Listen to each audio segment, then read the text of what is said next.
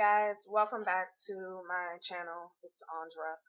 Um, I'm here to do another video, and today I'm going to do a story time on how I survived a abusive relationship. And I'm probably going to take these glasses off because I look crazy. More dope fiendish than anything. So take the glasses off so you can see my face. So to start out, it's definitely a difficult topic to speak on. It's definitely a difficult thing to get out, especially when it is your own life. And so when I was about 19, I am 30 now. I'll be 31 this month. Um, I entered into a relationship that seemed like it would be good in the beginning. They always seem like they'll be good in the beginning, and they always show face around like the 6 month, some earlier than that. But I entered into this relationship, and about the 6 month mark, the true colors definitely started to show. And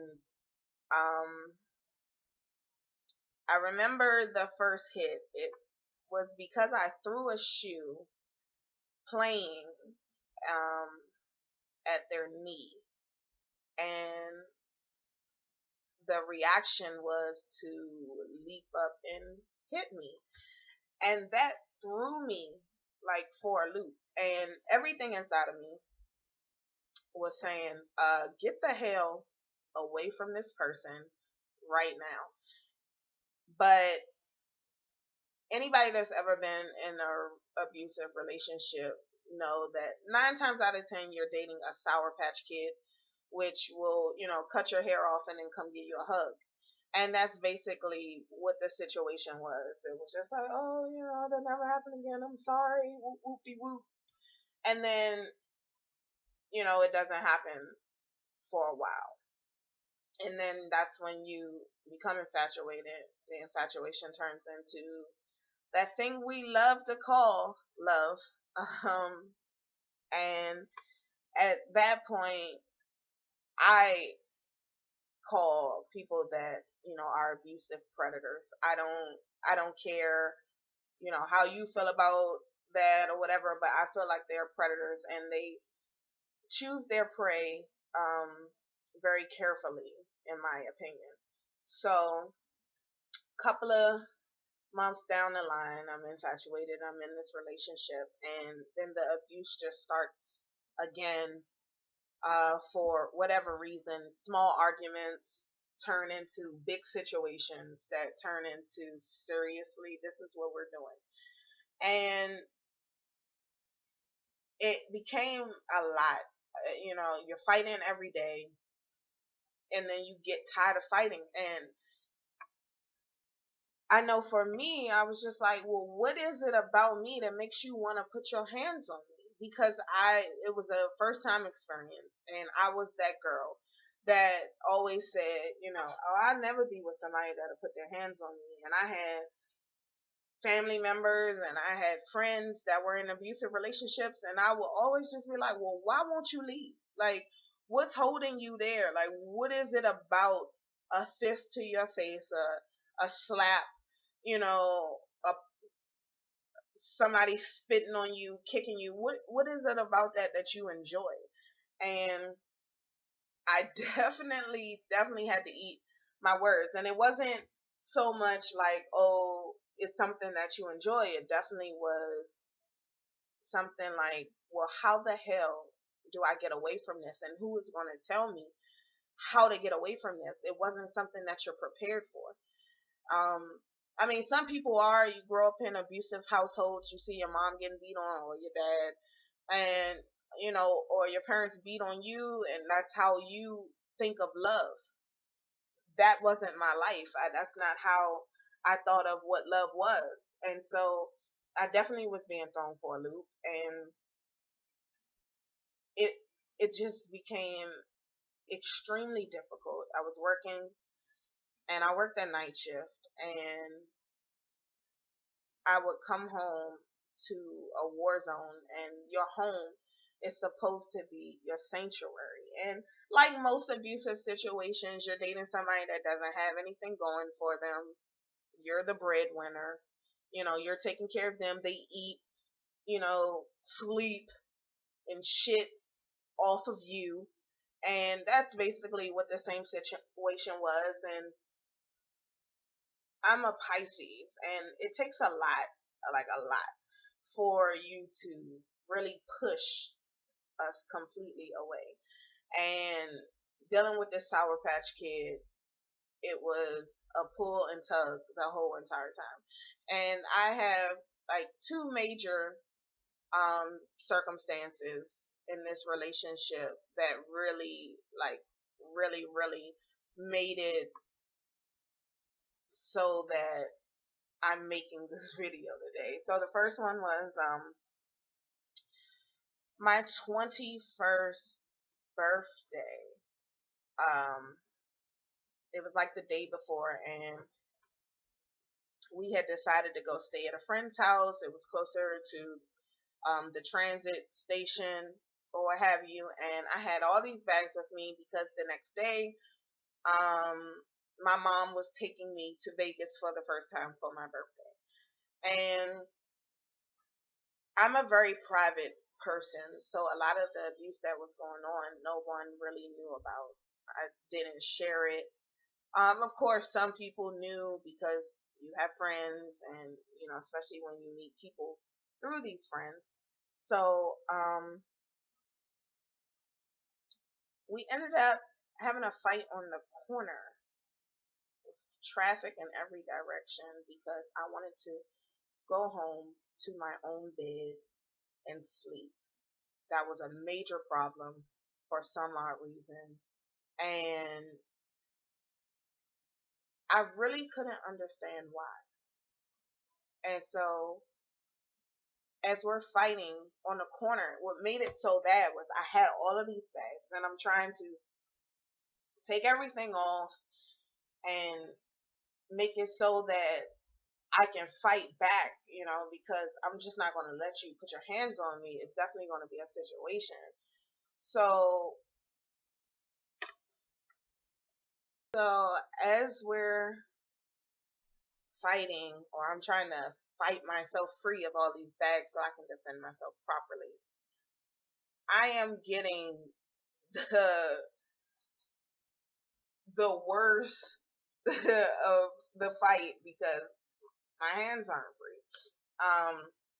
And I think I got like bit on the forehead, like a huge space right there. And I'm just like, seriously, one, this is embarrassing. And then our friends pull up, and then they come to break up the fight.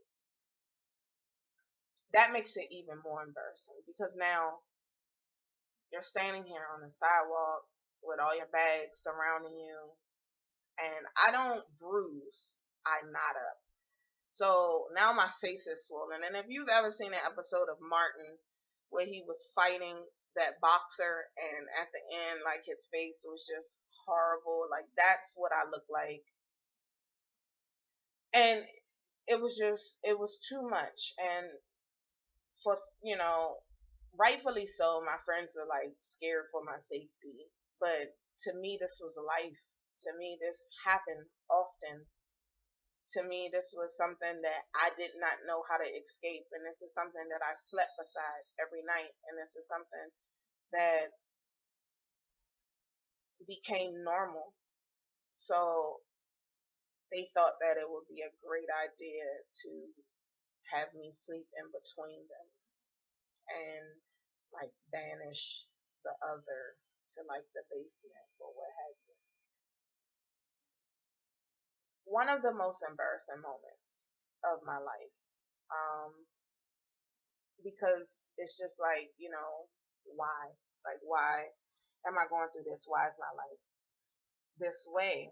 And I think what made it even worse is that when it started to be known that this is what was going on, and especially in my small circle, everybody knew that this was going on. It was kind of like a running joke, like it was funny, like Like this wasn't my life. Like I didn't have to live and breathe like this. Like I didn't have to every day just cap my mouth because I just didn't feel like fighting or I was too tired. And I just would sit there and act like something didn't bother me when it did because I just was not in the mood to have to fight back that day. So, I made a lot of excuses of why, like, my face would be the way it was. But after the bruising, I would wake up like with a normal face. My body would just still be tense and in pain. So it wasn't really outward abuse, like, oh, let's put her in, like, protective services or something. So that wasn't the case. But the thing that changed my life and the thing that made it so that I could walk away and I could start the process of how to walk away was a situation where once again we're fighting over nothing, and it's like in the middle of a snowstorm at night, and the fight just sparked. I literally didn't feel like having to go through this situation. I was tired. I had just got home from work. I think I had just got out of the shower. I hadn't even eaten dinner, and I was just like, I'm not in the mood. And after a couple of swings from both of us, I was just like, I can't. And other went outside, I believe, to, smoke a cigarette. I guess it's the fuel of demons to, keep the anger flowing. But I decided to sneak out of the house in the opposite direction, and I waited until I heard the door close, meaning that they were back inside, and I had managed to grab like my work clothes, my purse. I didn't even have on a bra. I put my bra in my purse, and I had on like loafers, like my work shoes, with no socks. It's snow on the ground. It's freezing cold outside, and I had my coat. And as I'm doing this Mission Impossible movement, I'm on the phone with my best friend, and as I'm telling him what's going on, and I'm escaping out of the house, up the hill, to like this apartment complex that just so happened to have their front front door unlocked, and I spent the night on like a bench in the hall of the apartment complex when I paid rent to live somewhere else. I did all of this to escape having to fight. But the thing that really changed my life was that day my best friend told me, like, I can't and I will not be your friend anymore if you won't leave. And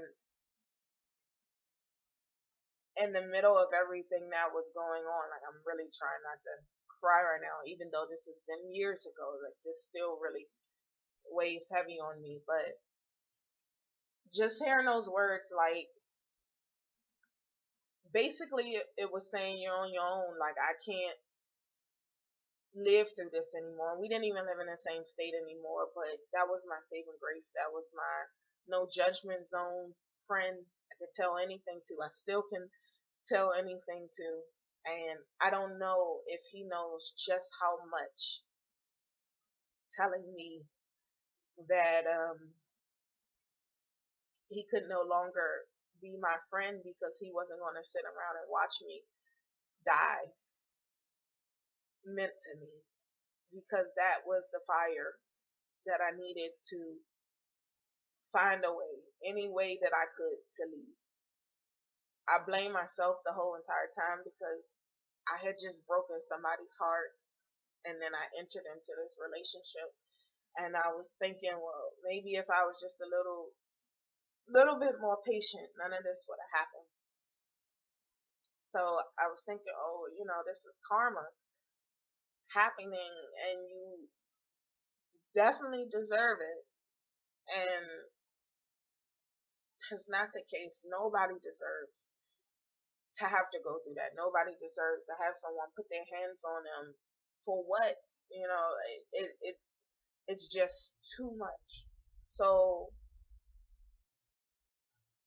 through those words of my best friend and the Lord, I definitely found my way out, and I have not looked back.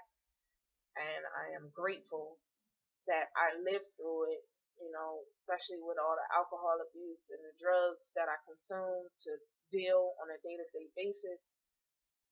All the weight that I lost, I look sick. Um, People asking me, you know, are you smoking this? Are you smoking that? Like, no, I'm stressed. I'm stressed. My head is very little right now, even though I probably enjoyed the small face. But I had no joy. There was no laughter. There was nothing but pain behind my eyes, and I can't live like that. And so I guess I say to you today, if you are in an abusive situation, or if you are the abuser, you just gotta find the strength within yourself or pull on the strength from somebody else so that you can just free yourself, because you get one life and nobody deserves to take that away from you but the Father above that gave it to you. And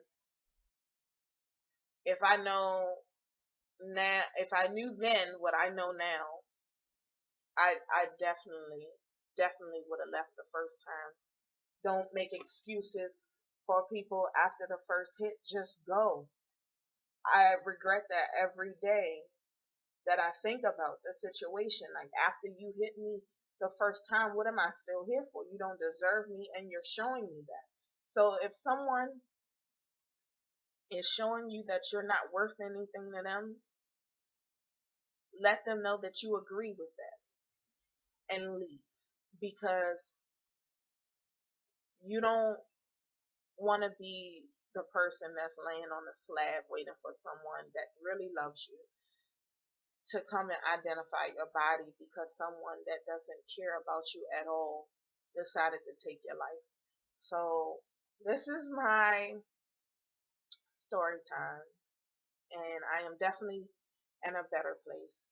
I'm definitely loved now, um, and I am a okay with that. I will never ever put myself through a similar situation. I will never not care enough for myself or yearn for love so much that I will put myself in harm ever again. And like I said, if this so happens to be you, please do yourself a favor and just either pray to whoever your God is and leave. You know, you gotta escape out of the state. You gotta stay with a friend. You gotta sleep on the floor. You gotta sleep on the couch. You gotta do whatever you gotta do to get your life back and keep it, because nobody's gonna love you more than you love yourself. And shortly thereafter that relationship, I realized that. And so I just want to say thanks for watching. Please subscribe. Um, Sorry about the ashy elbow. And yeah, you know, if nobody told you today that they love you, I love you. And tell yourself that you love yourself every day. And it'll make it easier for you to make decisions for your own life. So with that, I say thank you. Please subscribe, and I'll see you in a later video. Bye.